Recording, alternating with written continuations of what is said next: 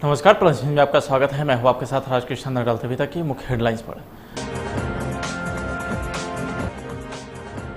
देश के प्रधानमंत्री नरेंद्र मोदी के 70वें जन्मदिवस पर बिहार के सीएम नीतीश कुमार ने बधाई दी।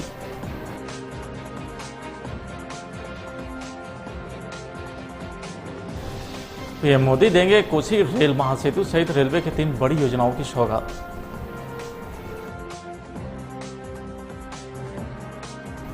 कॉमर्स स्टूडेंट को बिहार स्टेट में शामिल नहीं करने का मामला हाईकोर्ट ने सरकार और बीएसईसी से मांगा जवाब।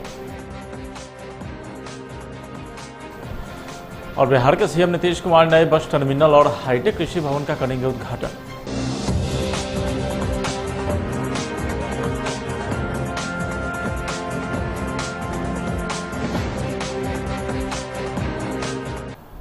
अब खबरें विस्तार से। देश के प्रधानमंत्री नरेंद्र मोदी का आज 70वां जन्मदिन है। जन्मदिवस के मौके पर लोगों के बधाई देने का सिलसिला लगातार जारी है। इसी कड़ी में बिहार के सीएम नीतीश कुमार ने भी पीएम नरेंद्र मोदी को जन्मदिन की शुभकामना दी है। नीतीश कुमार ने ट्वीट करते हुए लिखा है कि माननीय प्रधानमंत्री नरेंद्र मोदी को जन्मदिन की हार्दिक शुभकामना। उनके स्वस्थ एवं दीर्घायु जीवन की कामना करता हूं। पटना सिटी के मंगल तालाब परिसर में भाजपा चौक मंडल के कार्यकर्ता के द्वारा सेवा सप्ताह के तहत 70 फलदार और छायादार पौधा का रोपण किया गया। इस मौके पर बीजेपी के युवा अध्यक्ष सन्नी यादव व बीजेपी किसान मोर्चा के संजीव यादव के नेतृत्व में प्रधानमंत्री के 70वें जन्मदिन पर हम लोग इसे सेवा सप्ताह के रूप में मना रहे हैं। इस उद्देश्य को लेकर के हम सभी लोगों ने मंगल तालाब के किनारे एवं पाटलिपुत्र परिसर के परिसर में मनोज कमलिया स्टेडियम में पौधा का रोपण किया गया और पर्यावरण संरक्षण के लिए सभी लोगों को शपथ दिलाई गई और उसको पटवन करते रहेंगे। हम प्रतिज्ञा लेते हैं कि प्लास्टिक का उपयोग नहीं करेंगे। और किसी भी कार्यक्रम में लोगों को उपहार स्वरूप पौधा वितरण करेंगे। देश के यशस्वी प्रधानमंत्री आदरणीय श्री नरेंद्र मोदी जी के 70वें जन्मदिन के अवसर पर एक दिन पूर्व हम लोगों ने छायादार फलदार वृक्ष का रोपण किया है मंगल तालाब परिसर में। उनके कुशल जीवन की हम लोग कामना करते हैं। चौक मंडल के सारे पदाधिकारी उनके जन्मदिन को सेवा सप्ताह के रूप में मना रहे हैं।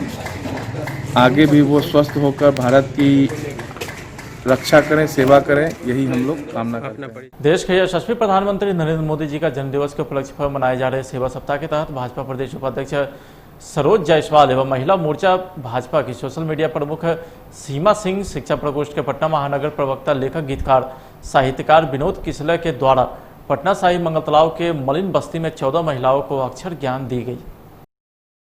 प्रधानमंत्री नरेंद्र मोदी के 70वें दिवस के मौके पर देश भर में हवन पूजन कर लंबी उम्र की दुआ मांगी जा रही है। तो वहीं दिग्गा विधानसभा के अंतर्गत आने वाले अनिशाबाद के तेज प्रताप नगर में भी जयंत मंडल के उपाध्यक्ष राजू बाबा ने पीएम की लंबी उम्र के लिए हवन पूजन का आयोजन किया है, जहां बड़ी मात्रा में बीजेपी के कार्यकर्ता मौजूद रहे हैं। तो वहीं राजू बाबा ने बताया कि पीएम नरेंद्र मोदी जैसे यशस्वी पीएम के नेतृत्व में देश लगातार आगे बढ़ रहा है। हमारे यशस्वी प्रधानमंत्री जी का 17वां जन्म उत्सव दिन यहाँ पे मनाया जा रहा है। भाजपा जयंत मंडल दिग्गा विधानसभा के कार्यकर्ताओं के द्वारा हमारे जयंत मंडल के अध्यक्ष चंदन कुमार जी के नेतृत्व में यहाँ पे जितने भी कार्यकर्तागण उपस्थित हैं, हम लोग सब बड़े हर्ष उल्लास के साथ आज आदरणीय प्रधानमंत्री जी का हम लोग जन्मदिन मना रहे हैं। और हम लोग ईश्वर से ये कामना करते हैं कि आदरणीय प्रधानमंत्री जी का जो उम्र हो वो हजारों हजार वर्ष का हो, उनको कभी किसी प्रकार का रोग व्याप कुछ नहीं हो, ताकि हमारे जो ये भारतवर्ष देश है उसका वो लंबे समय तक जीवित रहे और जब तक वो सृष्टि में रहें तब तक ये हमारे भारत देश का सेवा करते रहें। तो वहीं doctor B Jha Mrinal fans club के द्वारा पीएम मोदी के 70वें जन्मदिवस के उपलक्ष्य में पटना के कंकड़बाग स्थित फाइनल डायग्नोस्टिक में 70 किलो का लड्डू काटकर प्रधानमंत्री नरेंद्र मोदी का जन्मदिन मनाया गया है। इस मौके पर स्वास्थ्य मंत्री मंगल पांडे और पद्मश्री डॉक्टर सीपी ठाकुर ने दीप प्रज्वलित कर कार्यक्रम का उद्घाटन किए।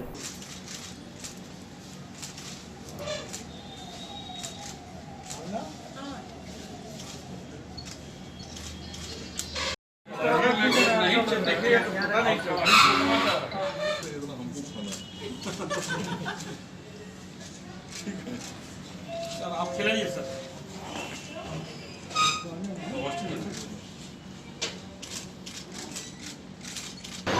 देश के यशस्वी प्रधानमंत्री आदरणीय श्री नरेंद्र मोदी जी के 70वें जन्मदिन के अवसर पर आज संपूर्ण देश में हर्ष का वातावरण है, उल्लास का वातावरण है और संपूर्ण देशवासी आज अपने प्रधानमंत्री को बधाई दे रहे हैं, शुभकामना दे रहे हैं। प्रधानमंत्री जी स्वस्थ रहें, प्रधानमंत्री जी दीर्घायु हों, लंबे समय तक इस देश का नेतृत्व करें और देश की जनता का कल्याण करें।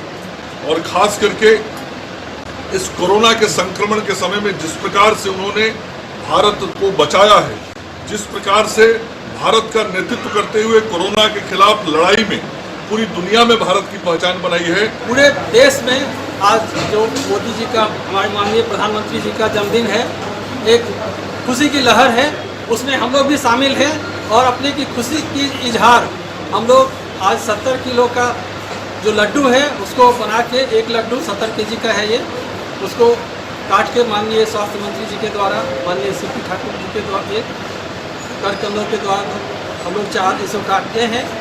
और इस तरह से हम लोग जो आज सेवा सप्ताह है मोदी जी का, उसको हम लोग मनाने जा रहे हैं। चुनावी साल में प्रधानमंत्री नरेंद्र मोदी एक बार फिर से बिहार को बड़ी सौगात देने जा रहे हैं। पीएम नरेंद्र मोदी 18 सितंबर को बिहार के लोगों को रेलवे से जुड़ी 3 बड़ी सौगात देंगे। इन तीनों योजना का लाभ सूबे के लाखों लोगों को मिलेगा, जिसमें हाजीपुर वैशाली नई रेलवे लाइन के साथ ही कोसी महासेतु के साथ निर्मली सरायगढ़ रेलवे लाइन और इस्लामपुर नटेसर रेलखंड पर परिचालन का शुभारंभ शामिल है।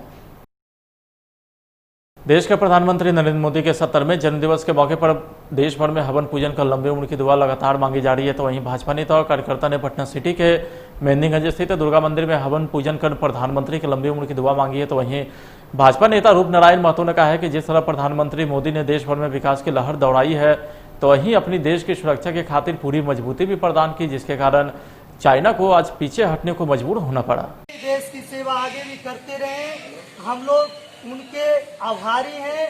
सभी बोलिए नरेंद्र मोदी की जय, नरेंद्र मोदी की जय, नरेंद्र मोदी की जय। सशस्त्र प्रधानमंत्री नरेंद्र भाई मोदी जी का आज जन्मदिन है। आज वे 70 वर्ष के हो गए और जो देश बहुत सालों से यह कल्पना करता था कि देश के एक ऐसे सशक्त नेता आए जो देश को विश्व गुरु बनाने की ओर ले जाए। आज भारत देश नरेंद्र मोदी के नेतृत्व में पूरे विश्व गुरु बनने के कगार पर है, आगे बढ़ रहा है और निश्चित ही भारत का जो शौर्य है पूरे दुनिया में आज बज रहा है। आज इस कोरोना काल में भी नरेंद्र मोदी जी ने सशक्त जो कदम उठाए, जिससे देश पूरा वक्त से बच गया और आज जो कोरोना का मरीज वो विश्व के अनुपात में, जनसंख्या का अनुपात में बहुत कम है। ऐसे सशक्त कदम उठाने से आज चाइना और जो पाकिस्तान के कारस्तानियाँ हैं उसको भी मुंह तोड़ जवाब देने का काम कर रहे हैं। और वीर जवान हमारे देश के जो सरहद पर हैं वो आज देश के रक्षा के लिए जो शक्ति प्रदान किया है नरेंद्र मोदी जी ने, उसी का प्रतिफल है कि आज चाइना के जवानों को दांत खट्टे करके उनको पीछे धकेलने का काम किया है। आज आप लोगों ने क्या किया है? क्या किए हैं आज आप? आज हम लोगों ने यशस्वी प्रधानमंत्री जी का जन्मदिन मनाने का काम किया है और उसमें हवन और लोगों के बीच में प्रसाद बांटने का काम किया है। कॉमर्स छात्रों को सेकेंडरी टीचर एलिजिबिलिटी टेस्ट में शामिल नहीं किए जाने के मामले में पटना हाईकोर्ट ने राज्य सरकार सहित बिहार विद्यालय परीक्षा समिति से जवाब तलब किया है। न्यायमूर्ति पार्थ सारथी एकलपीठ ने मोहम्मद अफरोज वानी की ओर से दायर याचिका पर सुनवाई की है। कोर्ट को बताया गया कि 25 सितंबर 2019 को शिक्षा विभाग के उप सचिव ने एक रिपोर्ट जारी कर जिलावार शिक्षक के रिक्त पदों के बारे में सरकार को रिपोर्ट सौंपी थी। बिहार में ट्रक ऑनर एसोसिएशन के द्वारा हड़ताल को स्थगित कर दिया गया है। इसके साथ ही बिहार में ट्रकों का परिचालन शुरू हो गया है। राज्य परिवहन आयुक्त से वार्ता के बाद बिहार ट्रक ऑनर एसोसिएशन ने हड़ताल वापस ले लिया है। बुधवार को राज्य परिवहन आयुक्त सीमा त्रिपाठी एसोसिएशन के शिष्टमंडल के बीच शांति और सौहार्दपूर्ण माहौल में वार्ता हुई। वार्ता के बाद बिहार ट्रक ऑनर एसोसिएशन के अध्यक्ष भानु शेखर प्रसाद सिंह ने हड़ताल स्थगित करने की घोषणा की।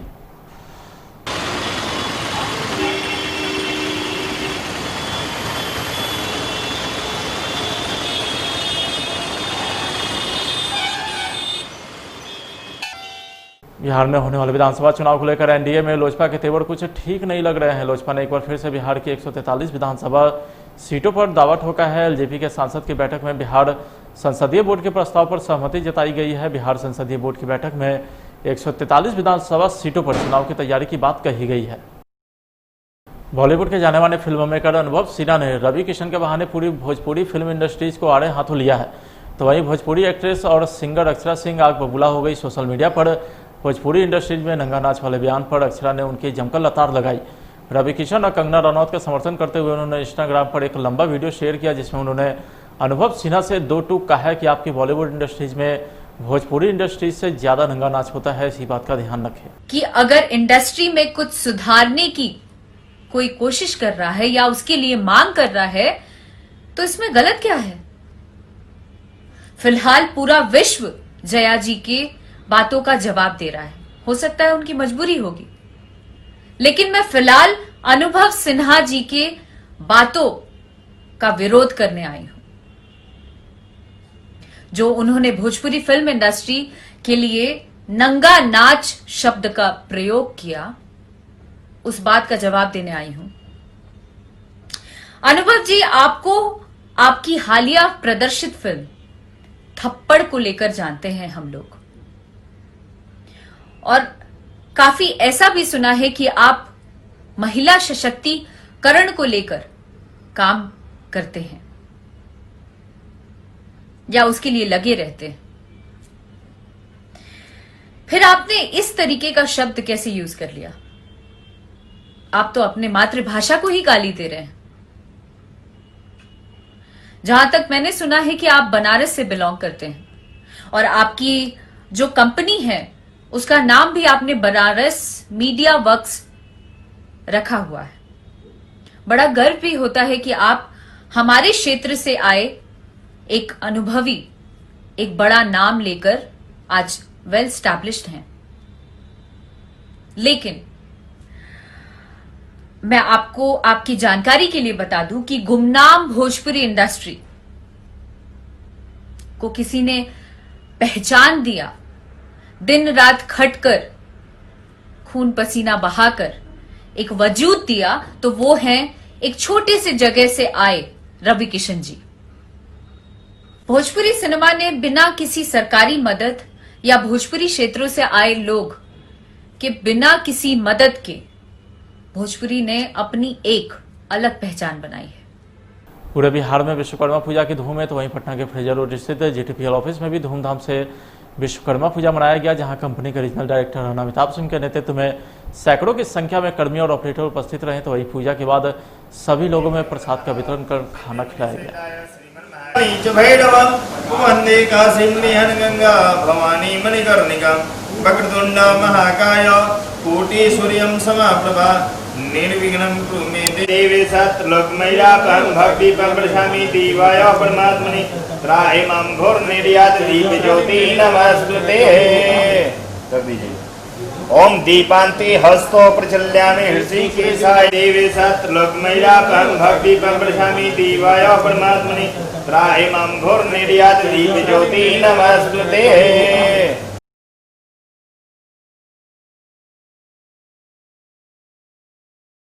इलेक्ट्रॉनिक्स मीडिया के लिए स्टैंडर्ड तय करने के मामले में सुप्रीम कोर्ट में सुनवाई होनी है। इसी बीच केंद्र सरकार ने सुप्रीम कोर्ट में हलफनामा दाखिल किया है।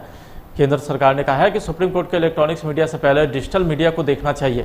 केंद्र सरकार ने हलफनामे में कहा है कि मुख्य धारा के मीडिया में प्रकाशन और प्रसारण तो एक बार काम करता है, लेकिन डिजिटल मीडिया में व्यापक रूप से भारी संख्या में पाठक तक पहुँच रहे हैं, जिसमें व्हाट्सएप, ट्विटर, फेसबुक जैसे कई इलेक्ट्रॉनिक्स माध्यम के कारण वायरल होने की संभावना रहती है।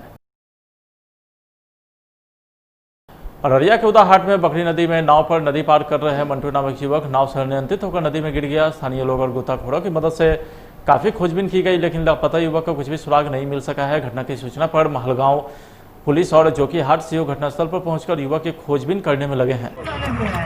हल्के में नहीं लिया जा रहा नहीं, हल्के में नहीं, हल्के में तो ले रहे हैं, हल्के में नहीं लिया जा रहा है। आप लोगों की समझ है, अपने जानते हैं नहीं सर 6 बजे की घटना है, अभी आप पहुंचे हैं ना, अभी तक कोई गोताखोर आपका पहुंचा, एक गोताखोर पहुंचा है जो कि वो नदी किनारे पे ही रह सकता है, नदी में पैर डाल नहीं सकता, वो ऐसा गोताखोर है। जो जिस गोताखोर की बात कर रहे हैं आप पिछली घटना को याद कीजिए, उस बार भी आया था, आते आते कितना टाइम लगा था, वो कहाँ पे आया था, आगे उन्होंने क्या किया था, आप देख रहे हैं ना। नहीं, क्या अनुमान लगा है कल तक यहाँ पे रेस्क्यू जारी होगा? नहीं, उनके आने से याद कीजिए, इसी महीने में हुआ था, क्या किया था, एनडीआरएफ की टीम अपने यहाँ रहता था, कब क्या चला है, पूर्णिया से मंगाना क्यों नहीं है सर? क्या व्यवस्था यहाँ पे रखा जाए सर? मैंने अक्सर घटना हो रहा है यहाँ सर, पे। इस बार यहाँ की जगह हर समय बाढ़ पीड़ित जगह है अररिया क्षेत्र में, 24 घंटा रहना चाहिए इस स्कूल की बात क्यों नहीं है? आपको रखवाया जाए सर। सामने आपको बात को माना क्यों नहीं है? ये पूर्णिया से यहाँ तक कितना समय लग सकता है? पूर्णिया से आपका जो कि हाट आने में कितना समय लग सकता है? 6 बजे से 1 घंटा हुआ, यहाँ पर ये पूर्णिया से आने में 1.5 घंटा का समय जाता है। 1.5 घंटा। क्या आपके पास साधन नहीं है? क्या आपके पास गाड़ी नहीं है? क्या उपलब्ध आपके पास नहीं है? क्यों अभी तक नहीं पहुँचा? तो वहीं अररिया नगर थाना पुलिस ने गुप्त सूचना के आधार पर टोल प्लाजा के पास शराब बेचने वाले स्पीड से भरे एक ट्रक को जब्त किया है। इस मामले में पुलिस ने एक व्यक्ति को भी गिरफ्तार किया है। जानकारी देते हुए अररिया एसडीपीओ ने बताया कि गुप्त सूचना मिली थी कि बंगाल से स्प्रिट से भरी ट्रक आ रही है, जिसके बाद टोल प्लाजा के पास सघन वाहन चेकिंग अभियान चलाया गया, जिसमें एक ट्रक से 8000 लीटर शराब बनाने वाले स्प्रिट बरामद किए गए। कि वेस्ट बंगाल से शराब का 2 ट्रक जो है कच्ची शराब को लेके पूर्णिया होते हुए अररिया की तरफ घुसकर आने वाला है।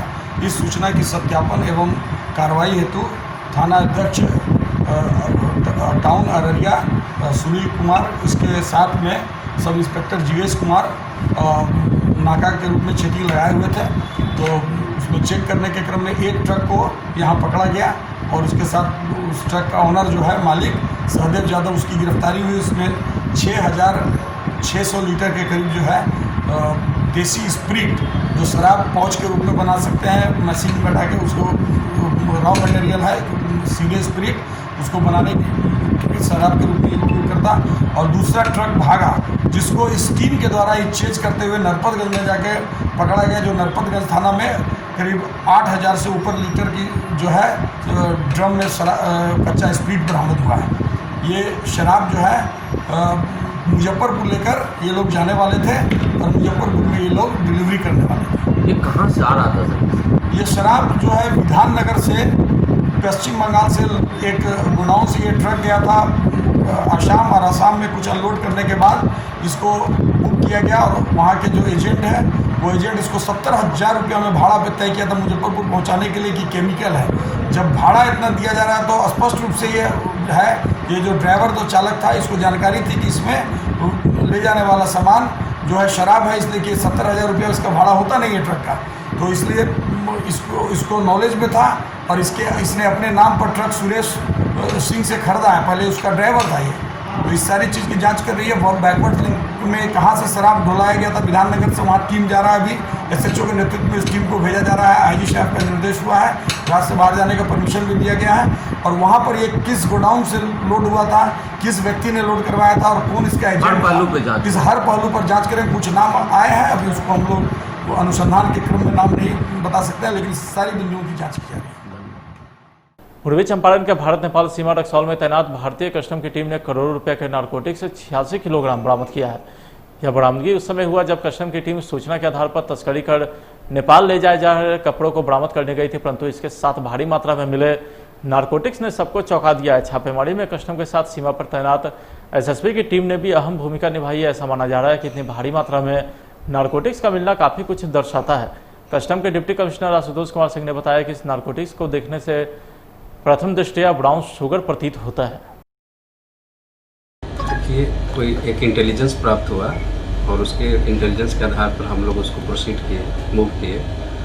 तो सिरसवा नदी के किनारे प्रेमनगर बस्ती के पास कुछ ऐसे कंट्राबेंड्स गुड्स मिले, जिसको हम लोगों ने सीज किया। सीज करने के बाद हम लोग उधर मूव किए और कि कुछ और भी कोई पदार्थ आसपास तो नहीं है। तो उसमें नारकोटिक सब्सटेंसेस के 2-3 बोरी प्राप्त हुए। उसको आकर के हम लोग देखें तो उसमें नारकोटिक सब्सटेंसेस मिले और उसकी जांच चल रही है। प्रथम दृष्टया इसमें ब्राउन फैमिली का सब्सटेंसेस माना जा रहा है और उसके बाद इसको टेस्ट के लिए हम लोग जो भी एजेंसी है वहाँ टीम बना के भेज दिए हैं। टेस्ट रिपोर्ट आने के बाद क्लियरिटी सामने और आ जाएगी और उसके बाद इन्वेस्टिगेशन कर रहे हैं कि इसके पीछे कौन लोग हैं और उस साजिश का पर्दाफाश करते हुए उन पर उचित कार्रवाई करें। सर कितना वेट है उसका नारकोटिक्स? नारकोटिक्स का टोटल वेट 86 kg है। मार्केट वैल्यू कितना का सेंटर में? करीब 20 से 25 करोड़ के आसपास इसका वैल्यू लगाया जा सकता है। सर कपड़ा के आड़ में वो काम किया जा रहा था क्या? ये कहना अभी क्लियर नहीं है, क्योंकि हम लोग कपड़ा भी सीज किए हैं उसी के आसपास के इलाके से जी। और उसके बाद जब रोमिंग करने लगे कि और क्या हो सकता है इधर कुछ, तो 2-3 बोरी प्राप्त हुई नदी किनारे। कपड़ा कितना था सर? कपड़ा 18 लाख का सीज हुआ है। पटना पुलिस की मुस्तैदी के बाद भी राजधानी पटना में अपराध कम होने का नाम नहीं ले रहा है। एक बार फिर से बेखौफ डकैतों ने जमकर उत्पात मचाया है। मामला पटना सिटी के नदी थाना इलाके के जटली सकुलपुर रोड की है, जहां अपराधियों ने बीजेपी नेता के गोदाम में भीषण डकैती की घटना को अंजाम दिया है। टावा लगाने वाले जेटीएल गोदाम में 25 से